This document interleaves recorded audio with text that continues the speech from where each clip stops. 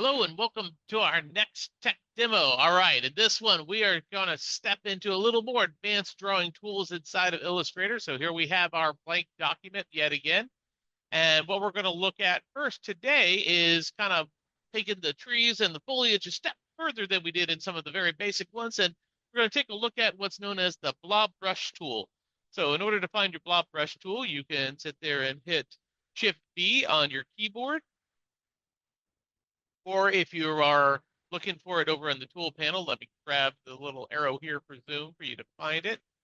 The little nondescript shape here, but it looks like that. And again, you may have to hold it down to find it if it's on your paintbrush tool, which is what it usually is on by default. So if you click and hold that down, you'll find the blob brush tool hiding underneath that. All right. So with the blob brush tool, what I'm going to do is switch over. Let's take off the stroke because I'm not looking to have the stroke. What the blob brush tool does is kind of like dripping paint on your canvas, but we're actually working inside vectors here inside Illustrator. So it's kind of gives us a little bit of that freedom that we lost from our rasterized graphics to kind of work a little more freehand style. So let's switch that. Sorry, let me turn that off there and then switch my fill over here. So I'm going to choose kind of this dark green for maybe the background of a bush, maybe build a little kind of rose bush or flower hedge here using the blob brush tool. Now you can increase and decrease the size of your brush, but what you're going to do is you're going to come over and just kind of paint like you would if you were just kind of making a basic scribble drawing or kind of any type of way that you would paint with your paintbrush. So if you think of this like you have a paintbrush here and you're dripping paint on it, what you're going to see is when you release it, it's actually going to create the vector for that. So you'll see here, there's all the vector shapes.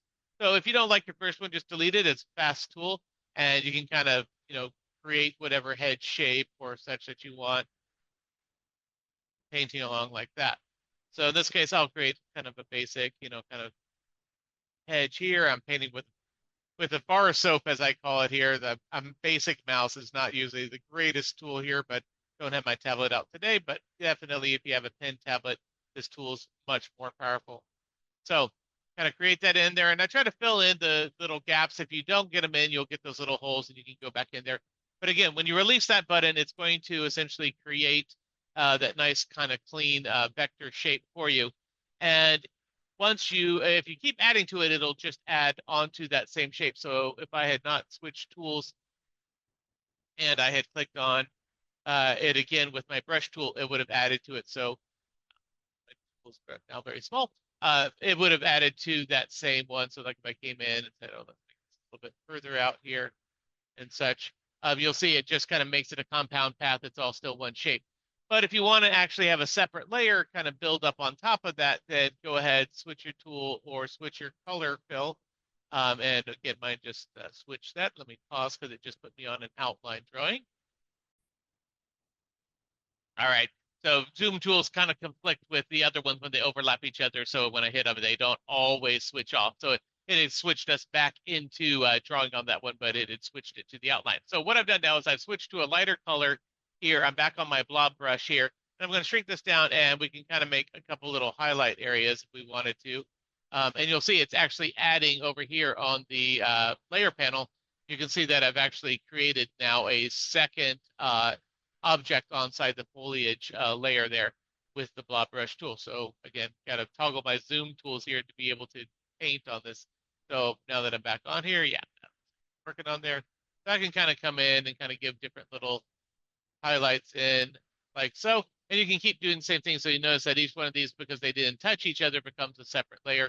But if they had indeed been attached to each other, it'll combine them like that did right there. So I can kind of use this to kind of sketch out some more kind of artistic stylized imagery. And then if I wanted to add a layer, like say for flowers or something, I can come up here and switch over and let's grab a pink layer. And again, I keep getting the wrong one that I click up there. I want to do that to my foreground, not my outline layer. So, and come over here and I can shrink down this further. And I'm going to zoom in a little bit to kind of do this. And I can see I got some holes here, but I could just patch those up or cover them up maybe with a little flower. Make this a little bit smaller strip so we get some shapes and bubbles in my flowers. And again, they don't have to be self-contained. I can overlap them. I can have them be hollow, so forth like that. So that's kind of what the blob tool is going to do. It kind of gives you a nice way to kind of sketch things out and kind of get what you would have in a more rasterized drawing thing program to be able to get a little more organic with your drawings and not be so geometrically shaped in everything that you create in a vector program like Illustrator. All right, let's take a look next at the pencil tool. All right, so I'm going to just move our drawing from there down here. And let's say I want a nice little banner with like the flags and so forth on it.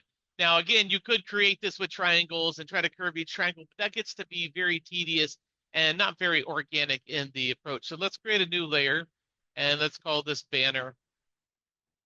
And this is like maybe a little birthday party banner or so forth that I want to create up here. And this is a prime example where you might just want to have something like the pencil tool. So I can get that by pressing N on the keyboard here. And you can see here's my pencil tool. If you want to see it highlighted over here, I will do that right there and draw an arrow to it.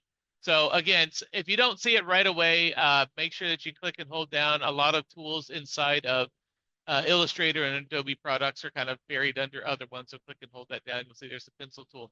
So with this particular tool, I can freehand draw. So let me go ahead and give myself a stroke color. So let's just make this a black stroke color and I'll give it some thickness, like 3 or 4. And what you're going to see here is the ability to kind of draw, but in this case, instead of the blob tool, it's actually drawing like you would with your pencil, but it's going to kind of smooth some stuff out for me here. So I can kind of just go like this and you'll see it'll make that curve be a bit smoother. So if that's too much, I can be, whatever feels the best. Again, drawn with the bar of soap here, it's not going to be the greatest for this. So there's one there. And then you can come in. Now notice again, if you were using triangles, it'd be all very rigid structure if you were doing something with the shape and polygon and clicking in here and going free. And you'd have a lot of work to make this kind of follow this and feel organic. So again, being able to use the pencil tool, I can just come in here and be like, shape this up like so. I'm going to have a little cut inside that. But when I let go of that, it's going to smooth it out. I can be like, all right, kind of caught there. Let's try it again. But it's very fast, much more fluid, much more organic. And again, if I had my tablet out, would be a much stronger tool to kind of get that type of approach. So very, very quick and kind of gives you that freedom that you had with your pen and pencil to be able to draw organically, even in this kind of mathematical world that we talk about when we're dealing with scalable vectors. All right, have some fun with that technology, and we'll see you next text demo. Have a good one.